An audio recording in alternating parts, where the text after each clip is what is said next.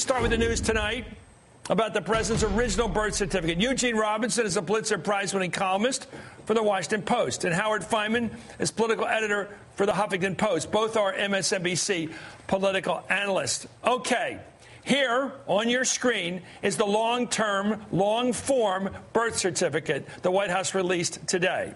President Obama's personal attorney flew to Hawaii to get this long-form copy. He also got an exception to the rules to let him get a copy of it photographed. As you can see, this version shows the president was, in fact, born in Honolulu. It names the hospital where his mother gave birth to him. It also shows the name of his parents and his mother's signature and doctor's signature. The birth certificate shows Barack Hussein Obama was born in Hawaii, August 4th, 1961. Gentlemen, what more do these people want? But before we get to that, he did it today in rock star fashion. He did it with debonair lightness. He said these silly people with their silly stuff are distracting from us. And here it is. Here's the president went after Trump and the birthdays this morning on the chart. Let's listen to what the president says about his critics.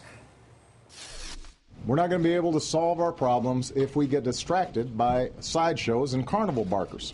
Now, I know that there's going to be a segment of people for which, no matter what we put out, this issue will not be put to rest. But I'm speaking to the vast majority of the American people, as well as to the press. We do not have time for this kind of silliness. We got better stuff to do. I've got better stuff to do.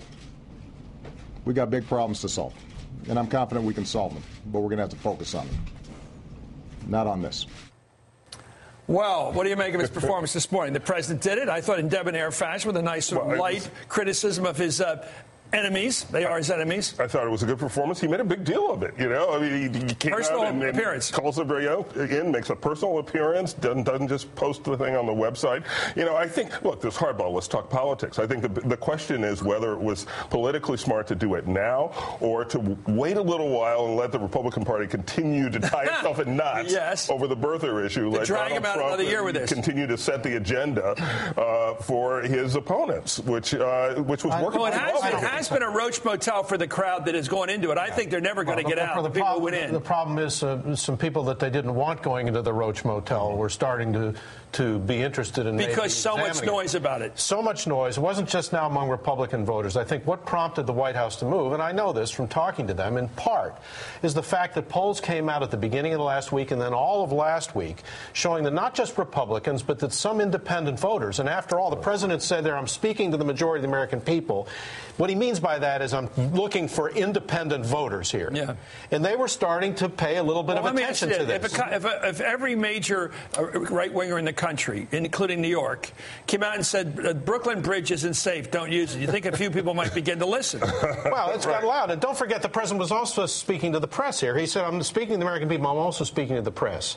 I think what he was also saying is, I hear that the press, some parts of the, quote, mainstream press, because nothing other than no noise and nothing because of Donald Trump, we're spending too much time on this. Well, let me tell you, it's getting in the way of our dealing with the issue. I think it teaches attitude about people. That's why I want it. Let's see, here's Donald Trump. Now, this is proof. I don't know what you call this, a competency test or what you call this. Here's a guy caught having bet everything on the wrong color. As I said, he bet black. It came up red today on the roulette table. Here he is declaring victory. It takes an ego. We knew he had one. This takes the cake. Let's listen to this guy. I'm very proud of myself because I've accomplished something that nobody else has been able to accomplish. I'd want to look at it, but I hope it's true so that we can get on to much more important matters so the press can stop asking me questions. He should have done it a long time ago. Why he didn't do it when the Clintons asked for it, I don't know. But I am really honored, frankly, to have played such a big role in hopefully getting rid of this issue. Where do you start? Well, he raised the issue. The Clintons never asked for any paper. He has pushed this baby. It is the reason he exists as a politician. What did you expect? What did you expect him to say? It's Donald Trump we're dealing with. Look, he knows. And by the way, he didn't ask for the paper. He accused the president of it. He said it has disappeared. He said it right. He said it's missing. It's missing. By the way, I found his source. First of all, let's look at this. I was at the airport today. I found his investigator. Yeah. It's in here. This is where he got this thing. There it is. Look at this. One place he may have heard about this theory that the birth certificate disappeared is this tabloid, The Globe. It reports in this week's. Here, catch this number. Here's the issue. It reported on July 12, 2012, but it's talking about the past. A guy named Timothy Adams, a senior government, records clerk in Honolulu during the presidential race, says he searched for Obama's long-term certificate and didn't find it. I was informed by my boss that we do not have Obama's birth record, he says. So I realized this is where Trump gets his stuff from. This is his high-priced investigator.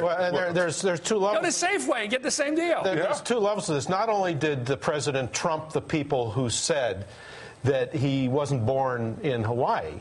There was another sort of more genteel parlor version of this, which was white-collar birtherism. Yeah, white-collar birtherism, which is, okay, there is a certificate. He was born there, but what was on that certificate? What questions did they ask? Did they ask his religion? Did they ask his race, the race of the baby? But there's no form on there for There's race. nothing on there for that. So the White House also blew that out of the water. Now, I talked to them. They said they weren't intending to do that. They didn't even know about that stuff. Gene had a great question here. It's like Columbo. You used to know the bad guy from the beginning of the show. From the beginning of this caper, if you want to call it that, or saga, it got to be almost, the president knew it all. Yeah. He knew what's in his birth certificate. He must have had somebody look at it once, or maybe he just knew he was born that day. He knew Mommy where told and when me. he was born. He knew what hospital it was. All his friends knew. Abercrombie, all the guys he grew up with knew who he was. He played basketball for the championship team in the prep school. Right. He knew who he was. Why'd he wait? Well, look, I think did he wait for the element to sneak it in with the do it? I think there was an element of not lowering himself I think that's fair. to deal Nobody with else this. has to do it. There had to be Chris, that. I mean, come on. It's an indignity. Chris, you know this from proving your citizenship when you're president of the United States. You know this from the old days. It wasn't an indignity to a guy that at the beginning said, "What's that name mean? What does Barack Obama mean?" All that. Right. Early in a campaign, you're always faced with the question: do you shine a light on something that a few people are asking about? Or do you leave it go? Well, they let it go. To the extent they could during that campaign, they let it go. Then they came out with a short form. They're going to leave it go again, not for any nefarious reasons, because they don't want to dignify it with discussion. But it got to be such a big thing because of the blowtorch of Donald Trump. And because it was getting into the polls, they once again had no choice. I don't think they were sandbagging the birthers, in other words. I don't think it was a plot by Obama to do the president to do that. I just think it got to the point where it's infecting the independent vote. Do you think they caught, as they say in England now, I'm learning all these English expressions like wrong-footed. Just in time.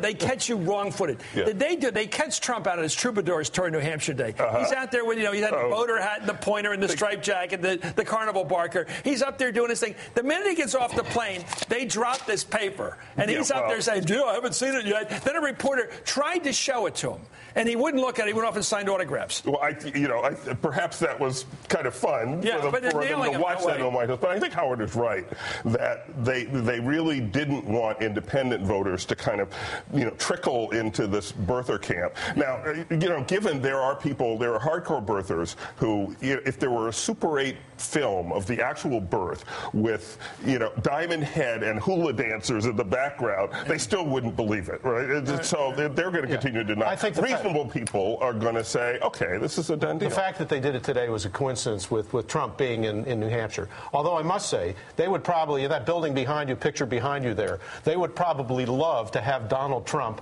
dominate the Republican landscape for the next 8 months. Why not let him hang out there another 3 months? For the reason that I said about the independent voters. Yeah. But if Donald Trump wants to spend the next month talking about the president's college transcripts, I'm sure they'll be perfectly happy to have him. The White House taking credit for fleshing out the birth certificate. Gene and Howard, my buddies, let me tell you, this claim. I know Trump will step back from it. He's a showman. He'll say, "Well, I really didn't. I'm glad it came out. All this stuff. I'm glad to hear the truth." I hope it checks out beautifully. Right. Yeah. His charges were so ballooning. Mm-hmm. He was charging that this guy was like a Don Draper character, like in Mad Men. He didn't even go to the schools he went to. Listen to the charges he made. He was saying all through this this ballooning, he would say, look, nobody knew him in school. Nobody remembers him. Nobody's come forward. It's very strange. It's very strange. And then it was all this other stuff about grades. He didn't have the grades. And it's all this, like, he was both suggesting he was one of these. Remember, we used to hear about the Ivy League kids would have some phony name apply to Harvard and get him in.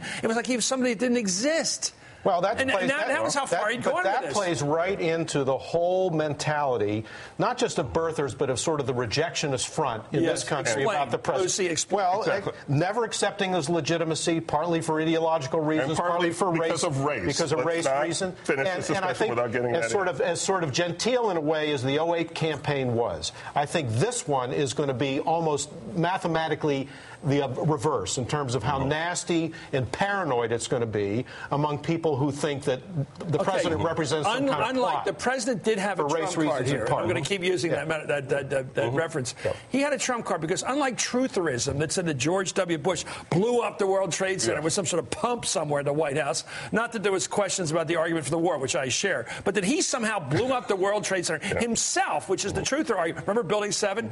You can't disprove that. It's very hard to disprove. But this guy all along had the document. This is what's beautiful. It's Perry Mason. It's 10 minutes before the end of Perry Mason. When you actually come out and say, here, I got it. Well, what's interesting is the fact that White House thought that it was urgent enough at this moment. Because they had released the official document. The official document was a short form document. Okay, bottom line, well, Donald Trump admitted he was wrong. Oh, no. Are you kidding? Will he? No, he's already congratulated himself on his sleuthing. Oh, where you been? What a world we live in. Anyway, I like the fact that he says, I'm proud of myself. You can fill in anything after that. Anyway, thank you. Where do you go to get an ego like that? Life is different. Anyway, thank you, Eugene. Thank you. Howard, you're right. You're more like me. You question everything you do.